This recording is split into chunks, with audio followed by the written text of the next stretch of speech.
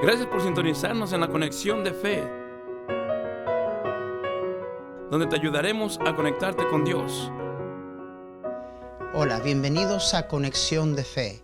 Les saluda el pastor Ezequiel Salazar.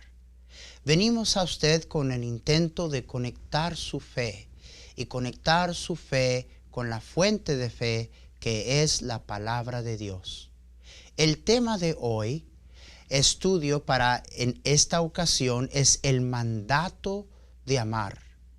El mandato del Señor Jesucristo de amar. Encontramos este mandato en Juan 13:34, donde Jesús dijo: un mandamiento nuevo os doy, que os améis unos a otros, como yo os he amado, que también os améis unos a otros. En esto conocerán todos que sois mis discípulos, si tuviereis amor los unos con los otros. Nos damos cuenta que este mandato es un mandato específico. Ahora, es importante comprender que Jesús dijo que en esta forma y esta manera, el mundo que no conoce a Jesús conocerían que somos sus discípulos por el amor que nos tuviésemos los unos a los otros. Este mandato específico necesita entenderse primeramente como un mandato. Hermanos y amigos míos, es un mandato. Un nuevo mandamiento os doy. No es una sugerencia, no es un consejo, no es una buena idea, es una orden. Jesús nos está mandando a amarnos los unos a los otros. Cuando Dios me da un mandato y yo no obedezco ese mandato, eso se llama desobediencia. Y desobediencia es pecado. ¿Sabe que he oído del pecado de esto, el pecado de aquello? Raro escucho del pecado de no amar. Pero es necesario comprender que lo que Jesús nos dio no es una sugerencia, una buena idea, un consejo, es una orden, es un mandato. Y el mandato no solamente es de amarnos, sino califica el amor. Dice que debemos de amarnos, pero no con cualquier amor, sino con amor divino. Amarnos como Jesús nos amó a nosotros. De manera que si vamos a amar y vamos a ser obedientes a este mandato de amar, entonces necesitamos conocer el amor de Dios. El amor que nosotros recibimos de Él es el amor que entonces nosotros extendemos a nuestro hermano, a nuestra hermana. ¿Cuáles son entonces las características del amor de Dios? Déjeme decirle, qué difícil tarea el tratar de describir el amor de Dios. Le confieso desde ahorita de que aún tratando de ver las características del amor de Dios, seguramente no vamos a llegar ni cerca a poder describirlo. Pero sí hay ciertas cosas que son características del amor de Dios que nos enseña la Escritura. Usaremos este versículo en Romanos 5:8 para hablar de las características, específicamente 4 características del amor de Dios. La Biblia nos dice: mas Dios muestra su amor para con nosotros en que, siendo aún pecadores, Cristo murió por nosotros. Mire cómo dice: Dios muestra su amor. Mire, atención. Dios está a punto de decirnos a través de su palabra en qué se muestra el amor de Dios. Hay 4 cosas y 4 palabras que quiero que usted se memorice. La primera palabra es iniciativa. La segunda palabra es aceptación. La tercera palabra es tolerancia. Y la última palabra es absolución. Vamos a estar describiendo cada uno de estos términos y viendo cómo se asocian a las características del amor de Dios. Porque este amor es aquel con el cual se me ha mandado a amar. consideremos primeramente que el amor de Dios como característica toma la iniciativa. Mire, la palabra de Dios nos dice en 1 de Juan 4, nosotros le amamos a Él porque Él nos amó primero. Jesús en una ocasión, hablándonos de esto mismo y tratando de ayudarnos a entender que si nosotros amamos como el mundo ama, entonces, ¿qué diferencia hay entre nosotros y las personas que no conocen al Señor? Jesús dijo, si amas solamente a los que te aman, ¿qué mérito tenéis? Qué importante es entender que nosotros, el amor que pudiéramos ofrecer, ese amor que dice, bueno, yo extiendo mi amor siempre y cuando yo vea tu amor primero. No así el amor de Dios. El amor de Dios toma la iniciativa. La Biblia nos dice, nosotros le amamos a Él porque Él nos amó primero. Este es el problema, tanto en relaciones domésticas, la relación con hermanos, con el prójimo, la relación con el esposo y la esposa. El uno está esperando al otro, ella lo está esperando a él y él está esperando a ella, y a fin de cuentas ni uno ni el otro hace nada. Pero el amor de Dios toma la iniciativa. Mire, esa es una de las características. De nuevo, estamos hablando no de amor humano, no amor novelero, no amor. Hoy en día se oye tanto del amor, se canta del amor, se escribe del amor, se escriben poemas del amor, y sin embargo, qué poco verdaderamente sabemos de verdadero amor, amor divino. El amor divino, el amor de Dios, primeramente toma la iniciativa. Segunda característica del amor de Dios, y dijimos que la segunda palabra de considerar es la palabra aceptación. Mire, yo encuentro de que nosotros decidimos si amamos a una persona o no, calculando si esta persona, siendo lo que sea, es merecedor o no merecedor de nuestro amor.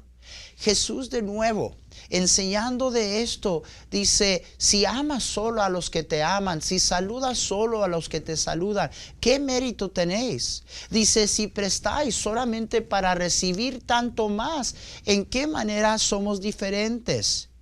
¿Qué mérito tenéis? Pregunta Jesús. O sea, si yo amo, decidiendo extender mi amor a base de que si esta persona merece mi amor o no merece mi amor, te doy mi amor siempre y cuando calcule que tú lo mereces. No, hermanos y amigos míos, el amor de Dios nos amó. Dice la Biblia que Dios muestra su amor en que siendo aún pecadores, Cristo murió por nosotros. Él primero tomó la iniciativa y luego dice la Biblia, siendo aún pecadores. ¿Sabe usted que Dios le amaba a usted antes de que usted hiciera cualquier cambio? Él no le amó porque usted era bueno, porque usted cambió, porque usted dejó ciertos hábitos. El amor de Dios nos acepta.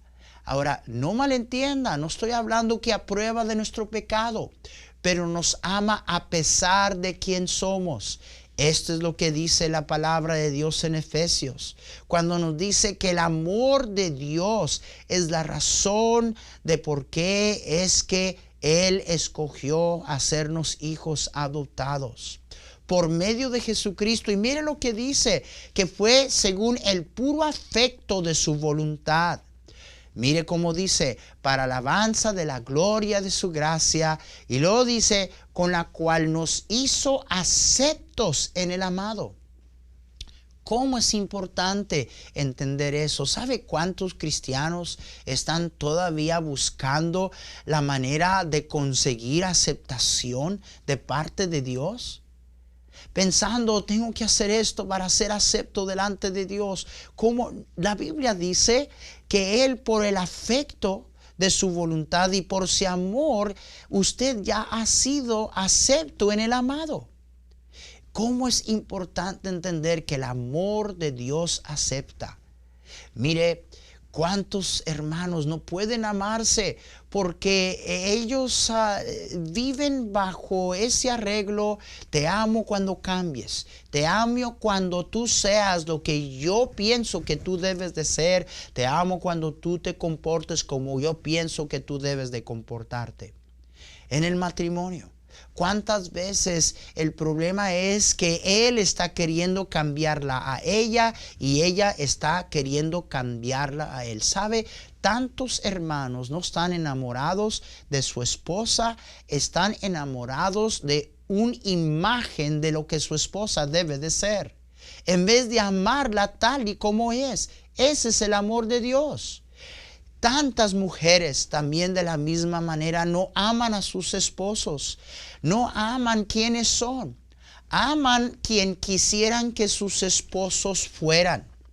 Y ese no es el amor de Dios. Aman la imagen que se han creado de lo que ellas creen que sus esposos deberían de ser. No aceptan a sus esposos por lo que son. Recuerden que la característica del amor de Dios es primeramente que el amor de Dios toma la iniciativa. Y segundo, el amor de Dios tiene como su característica que nos aceptó en el amado. Cuando aún éramos pecadores, Cristo ya nos amaba. La próxima característica del amor de Dios es probablemente la que menos entendemos: tolerancia. Qué común es aquella expresión, Cristo murió en la cruz por nuestros pecados. ¿Cuántas veces hemos escuchado, Jesús murió en la cruz por nuestros pecados? Jesús murió en la cruz por nuestros pecados. Jesús, por amor a nosotros, murió en la cruz por nuestros pecados. Y bien que es verdad, pero hay mucho más allí de lo que nosotros expresamos con esa frase. Porque Jesús no solo murió. Dice la palabra de Dios, puestos los ojos en Jesús, el autor y el consumador de la fe, el cual por el gozo puesto delante de él, mire lo que dice, no nomás murió en la cruz, dice que por el gozo puesto delante de él, sufrió la cruz, menospreciando el oprobio, y se sentó a la diestra del trono de Dios. Amigo mío, Jesús no solamente murió en la cruz, sufrió por el gozo puesto delante de él. El amor estuvo dispuesto a tolerar, a sufrir.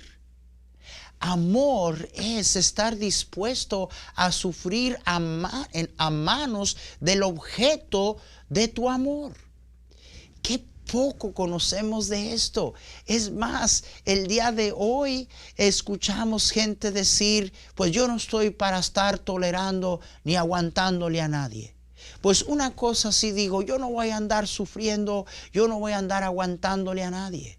Y sin embargo, el amor de Dios se mostró en que Jesús estuvo dispuesto, por amor a nosotros, no solamente morir, sino experimentar un dolor indescribible. Sufrió la cruz por amor a ti y a mí. La expresión más grande que este mundo ha conocido del amor no se llevó a cabo en un restaurante italiano con las luces bajitas y una candela y un violín tocando. Y vaya que yo no estoy en contra del romance, pero el escenario más grande del amor que este mundo ha conocido no fue ese. En sí fue un escenario espantoso, horrible, donde el Hijo de Dios, Jesús, el Salvador, sufrió un dolor indescribible por amor de nosotros. El amor de Dios toleró. Por eso es que dice la Biblia en 1 Corintios 13 que el amor todo lo sufre. O sea que el amor tolera, el amor aguanta. La palabra de Dios nos dice en los Salmos que fue tan grande la golpiza que le dieron al Señor Jesucristo que quedó totalmente desconocido, desfigurado. La Escritura nos da testimonio de esto. Y los hombres que estudiaban a Jesús se burlaban de él y le golpeaban. Mire que le daban de puñetazos y vendándole los ojos, le golpeaban el rostro y le preguntaban diciendo: profetiza, ¿quién es quien te golpeó? Y de nuevo, la palabra de Dios nos dice en Juan 19:1, de que después de que fue arrestado, llevado primeramente a Pilato y luego a Herodes y luego de regreso a Pilato, dice la Escritura en Juan 19:1, así que entonces tomó Pilato a Jesús y le azotó. Mire que el látigo que se usaba para azotar tenía 9 tiras de cuero. Y al final de cada tirita de cuero tenía o lámina o vidrio, de manera que cada latigazo rasgaba la piel. Se daban 40 latigazos menos uno, porque se decía que el número 40 mataba a la persona. Jesús, después de 39 latigazos, probablemente tenía la piel abierta, de tal manera que podían posiblemente hasta verse los órganos. Jesús no nomás murió por nosotros, toleró, sufrió la cruz. La palabra de Dios nos dice que por eso no pudo cargar la cruz. Había, hermanos, perdido demasiada sangre y luego después ponen clavos en sus manos y en sus pies, la parte más dolorosa del cuerpo. Y cuando por fin lo asientan en la cruz, el diafragma comienza a ser presionado y comenzó el maestro a sofocarse, peleando por cada aire que él respiraba. Y en la cruz allí, peleando por respirar, no nomás murió, amigo mío, sufrió la cruz, toleró, aguantó un dolor indescribible por amor a usted y a mí. Dice la palabra de Dios: y los soldados entretejieron una corona de espinos y la pusieron sobre su cabeza y vistieron con su manto y le vistieron con un manto de púrpura. La palabra de Dios sigue describiendo el trato y la burla de la gente y de los soldados que decían: salve, rey de los judíos, y le daban de golpes, de abofetadas. De nuevo la palabra de Dios nos dice en el capítulo 23 y versículo 33 que cuando llegaron al lugar llamado la Calavera, le crucificaron allí. Y a los malhechores, uno a la derecha y otro a la izquierda. La crucifixión era reservada para los más bajos de los criminales.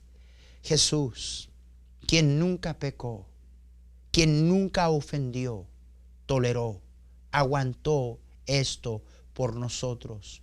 Y dice la palabra de Dios que lo hizo dejándonos ejemplo para que sigamos sus pisadas.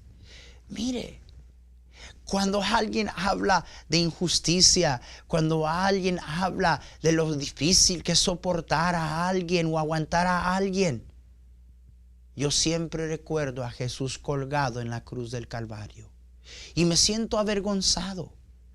Y es como que Dios dice: háblame de injusticia. Háblame de lo difícil que es tolerar y aguantar a gente que es insoportable. El amor de Dios está dispuesto a tolerar, a aguantar.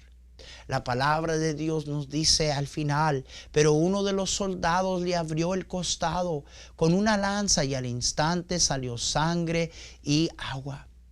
Jesús no solamente murió, sufrió la cruz, porque el amor de Dios tolera, aguanta, está dispuesta a sufrir a manos del objeto de su amor.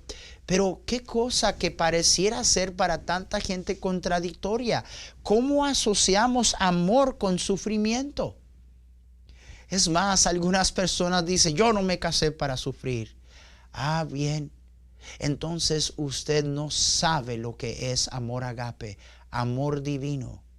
Una anciana que pasó adelante en una iglesia para dar testimonios porque ella y su esposo anciano habían cumplido largos años de matrimonio.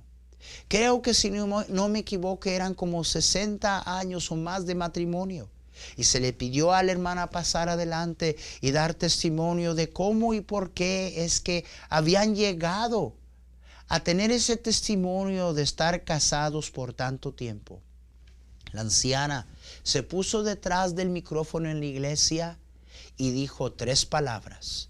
Dijo, aguanta, aguanta, aguanta, y se sentó. Eso es todo lo que dijo. El amor de Dios aguanta. Veamos las características del amor de Dios, porque de nuevo les recuerdo que el Señor nos ha mandado amarnos, no nomás amarnos, pero con amor divino. Amarnos como Él nos amó. El amor de Dios toma la iniciativa. El amor de Dios nos aceptó. Cuando aún éramos pecadores, el amor de Dios tolera, está dispuesto a tolerar. La última característica del amor de Dios es descrita por la palabra absolución. Una palabra que simple y sencillamente quiere decir que Dios nos ha absuelto de nuestros pecados, o sea, que el Señor nos ha perdonado. Nadie que ama es falto en perdón.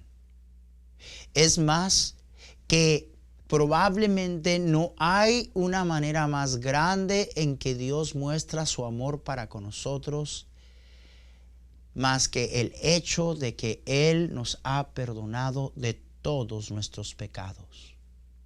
Mire, la palabra de Dios nos dice que el que mucho es perdonado, mucho ama. Yo no amo al Señor como debo de amarle. Pero quiero decirle una cosa, Él sabe que lo amo. Y lo amo por tanto que Él me ha perdonado. A veces mi esposa me pregunta, ¿me amas? Y yo le digo, amor, yo te quiero, te amo. Y luego hace una pregunta, esa pregunta que congela a cada hombre. ¿Y por qué? Y bueno, dice, bueno, es que...